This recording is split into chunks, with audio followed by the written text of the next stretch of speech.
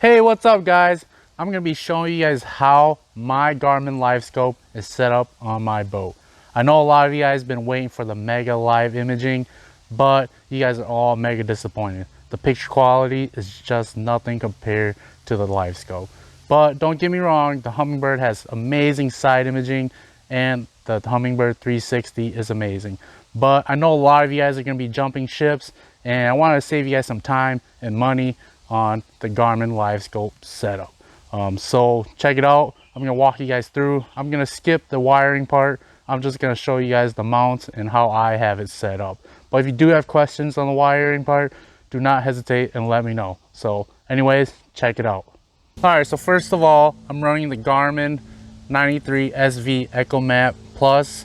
It's not the UHD version. I did buy the older version. So I do have it mounted on a size C 1.5 inch ram mount. The reason I decided to mount it on a ram mount is because I wanted to be able to adjust and be able to use it in the front of the boat and at the console. Alright, so I have all the wires running into a 2.5 inch grommet and under the console, and that's where I have the black box and my battery located. As you can see, the wires run down and onto the black box, and I have 4 screws screwed into the side there, and I'm still able to pop it in and pop it out still. And I'm using a Vmax charge tank 12 volt battery.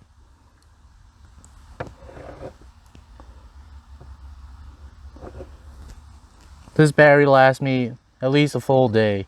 And I do have the Livescope black box and the Echomap separate powered cables. So you'll find out that the Garmin Livescope transducer cable is super long. So I have it kind of coiled up here. But anyways, it runs from the black box and back out the same grommet. From the grommet, it runs to my pole. So I am running a cable protective sleeve all the way along my cable. That's gotta be your weakest point for the whole entire Livescope. So for a Livescope pole, I highly recommend the Seelite V2 pole. It's definitely the best pole I've had. Initially, I started with the DIY PVC pipe and I just wasn't happy with it. So with the DIY one, the PVC pipe just flex way too much if you're fishing in the river or if you're moving at all on the boat.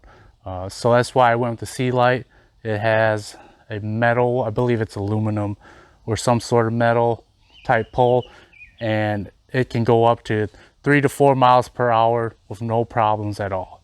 So with the old one, I had it even mounted to a D size ram mount, and still when I'm in current, I would crank it as tight as I possibly can and it was still moving, and it was a pain in the butt to loosen and tighten. So I highly recommend the Seelite Livescope pole. It's just going to save you a big headache and less frustration. Ever since I got it, it's just way quicker, and dealing with current or moving at all has been super nice. So one of the reasons I went with Seelite was because it's super compact and super easy to stow away and set up. For the setup, you just loosen this knob and turn it around.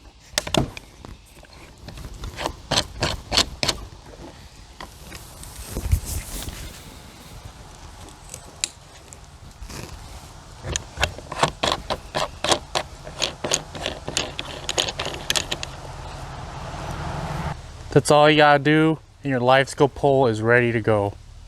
So I'm in the process of buying another base so I can mount the pole in the front. So I'm fishing out the front deck, I can still utilize my Livescope and not have to run to the back and adjust the Livescope every single time. So putting it away is just as simple. Just loosen this knob. While I'm fishing, I'll either just mount it straight up like this while I move to the next location. But if I'm calling it quits, I'll put it up.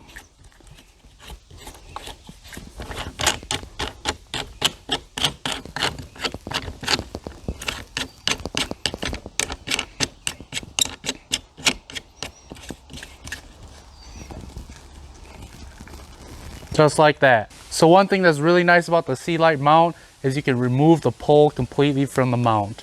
So all you gotta do is loosen this and the pole slides right out. And when I travel, I like to take this off, and I purchased some removable clips, 1-inch clips, because this will be a 1-inch pole, and I just mount it straight on my boat. And that's in there pretty good. So if you decide to go down the Seelite way, I definitely recommend these accessories.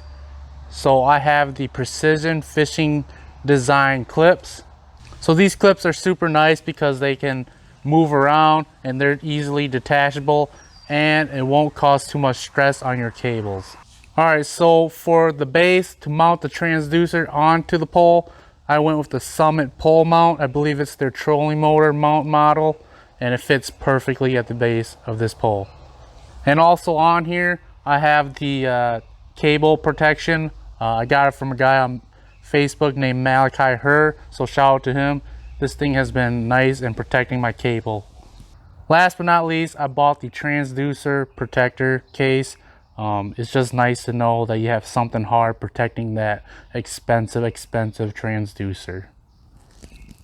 Alright guys, so that's my Garmin Livescope setup. I know a lot of you guys are going to be joining Team Garmin because you just aren't happy with the Mega Live imaging. But anyways, I just wanted to point out that definitely buy a nice pole. Don't do the DIY version. I know I completely regret it. That D-size ram mount is almost $100, so that's money down the drain. So go check out the Seelite pole. It's going to save you a lot of headaches, and you're going to spending more time fishing instead of messing with that pole. But anyways, if you guys do have questions, you guys want to see some more things and details, please let me know. I'm more than happy to show you guys. And if you guys can, please like and subscribe. Thank you guys.